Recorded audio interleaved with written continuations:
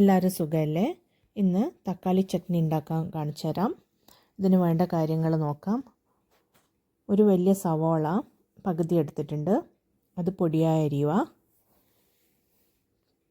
പിന്നെ ഒരു 2 medium size തക്കാളി അരിഞ്ഞു വെക്കുക.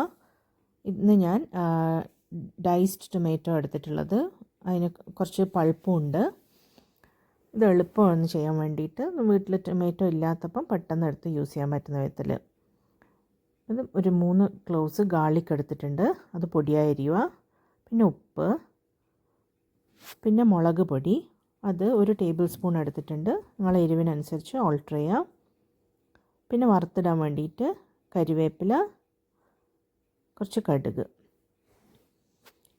ആദ്യം ചീനച്ചട്ടിയിൽ ഒരു 2 ടേബിൾ സ്പൂൺ എണ്ണ ഒഴിച്ചിട്ട് അതിലേക്ക് നമുക്ക് ഗാർലിക് പൊടിയായി അരിഞ്ഞത് വഴറ്റിയെടുക്കാം. നല്ല ചൂടുള്ള എണ്ണയിൽ ഗാർലിക്കിനെ ഇടുക. ഗാർലിക്ക് കരിഞ്ഞു പോവുക, വല്ലാണ്ട് ബ്രൗണും ആവരുത്. എന്നിട്ട് നമുക്ക് സവോള പൊടിയായി അരിഞ്ഞതിട്ടിട്ട് വഴറ്റിയെടുക്കാം.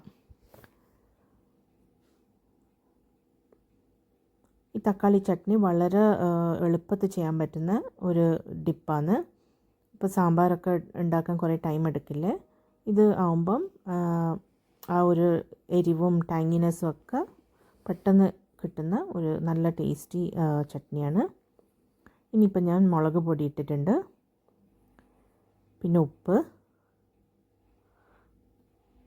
ഇനി തക്കാളി,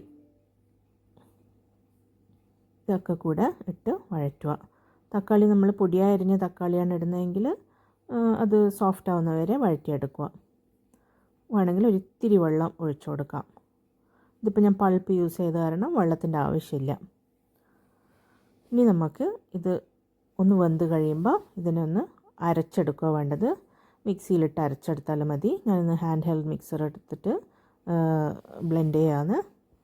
നല്ല സ്മൂത്തായിട്ടുള്ളൊരു പേസ്റ്റായി കിട്ടണം. ഇത് കണ്ടില്ലേ? ഇനി ഇത് എന്നിട്ട് ഒന്നും കൂടെ ചൂടാക്കി എടുക്കാം. നമുക്ക് ഒരു തിള വരുന്ന വരെ ബോയിലായിക്കോട്ടെ. ഒരു ഇത്തിരി വെള്ളം വേണമെങ്കിൽ ഒഴിച്ചു കൊടുക്കാം. അത് വെന്ത് കഴിയുമ്പോൾ നമുക്കിനി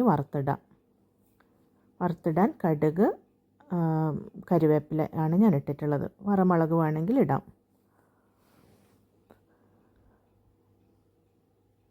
ആകെ കുറച്ച് ഇൻഗ്രീഡിയൻസേ വേണ്ടുള്ളൂ. വളരെ ടേസ്റ്റി ആയിട്ടുള്ളൊരു ചട്നിയാണ്. ട്രൈ ചെയ്ത് നോക്ക്. താങ്ക്സ് കേട്ടോ.